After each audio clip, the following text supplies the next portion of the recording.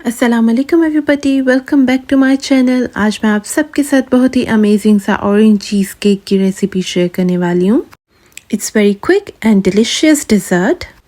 Recipe start करने से पहले अगर आप मेरे चैनल पे न्यू है तो please like, share and subscribe and don't forget to press the bell icon ताकि मेरी आने वाली तमाम तरह रेसिपीज़ आपसे मिस ना हो सकें। आप देख सकते हैं मैंने यहाँ पे रेसिपी बनाना स्टार्ट कर दी है। ऑरेंज चीज़ केक बनाने के लिए हम सबसे पहले इसकी फर्स्ट लेयर तैयार करेंगे, यानी कि इसकी क्रस्ट बनाएंगे।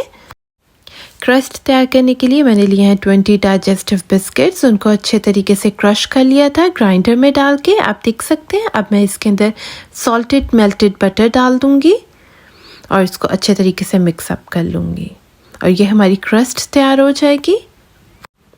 4 टेबलस्पून बटर का इस्तेमाल किया मैंने यहाँ पे। माइक्रोवेव में डाल के मैंने उसको मेल्ट कर लिया था। अब मैंने ये 26 इंच का मोल्ड ले लिया।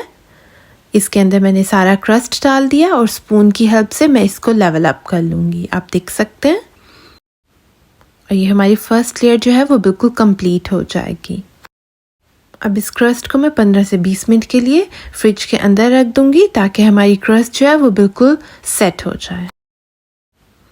इसी दौरान हम दूसरी लेयर तैयार कर लेंगे, यानी कि क्रीम चीज़ की लेयर बना लेंगे। यहाँ पे मैंने 300 ग्राम्स क्रीम चीज़ ले लिया है रूम टेम्परेचर पे और इसको मैं अच्छा सा बीट कर लूँगी 1 से 2 मिनट ताकि ये अच्छी क्रीमी सी हो जाए। अगर आपके पास ये बीटर मौजूद नहीं है तो आप इजीली इसको हैंड विस्क की हेल्प से भी मिक्स अप कर सकते हैं। जब ये अच्छी क्रीमी हो जाएगी तो मैं इसके अंदर पाउडर शुगर का इस्तेमाल करूँगी 250 ग्राम्स और साथ में वनीला शुगर डाल लूँगी और स्पैचुला की हेल्प से इसको मिक्स कर लूँगी। आप पाउडर शुगर की जगह कास्टर शुगर का भी इस्तेमाल कर सकते हैं। आप देख सकते हैं मेरा क्रीम चीज़ का बैटर जो है वो बिल्कुल प्रिपेयर हो चुका है।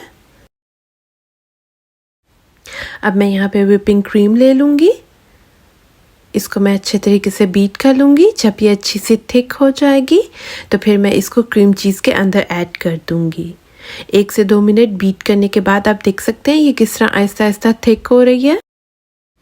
अब मैं यहाँ पे जेलेटिन ले लूँगी। पैकेट पे दी गई इंस्ट्रक्शंस के मुताबिक मैं इसको बिल्कुल तैयार कर लूँगी।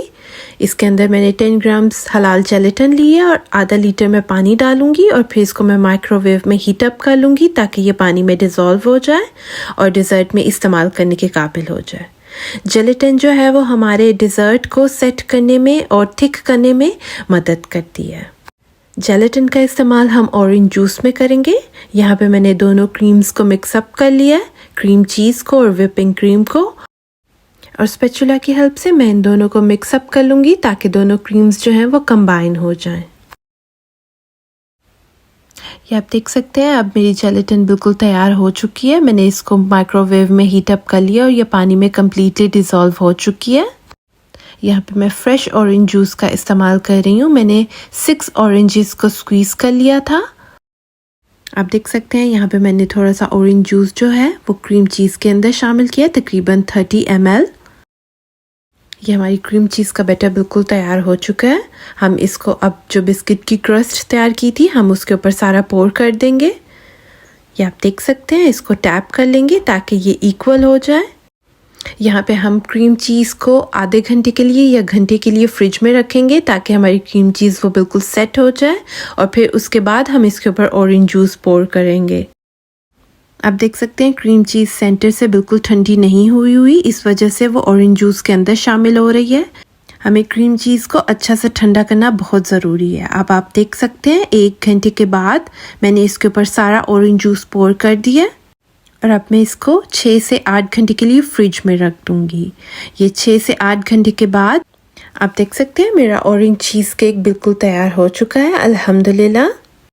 मैं इसको 5 से 10 मिनट के लिए बिल्कुल रूम टेम्परेचर पे पड़ा रहने दूँगी ताकि ये ईजीली मोल्ड केक से अलग हो सके। आप देख सकते हैं मेरा ऑरेंज चीज़ केक बिल्कुल तैयार हो चुका है अल्हम्दुलिल्लाह। ये इसकी फ़ाइनल लुक है। मैंने इसको गार्निश करने के लिए ऑरेंज स्लाइस का और मिंट का इस्तेमाल किया। अगर आप मेरी रेसिपी ट्राई करें तो प्लीज़ इसका फीडबैक ज़रूर दीजिएगा।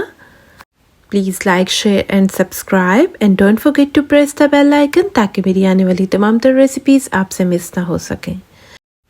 इंशाल्लाह मैं आपसे नेक्स्ट वीडियो में मुलाकात करूंगी एक नई रेसिपी के साथ। तब तक के लिए अल्लाह हाफिज।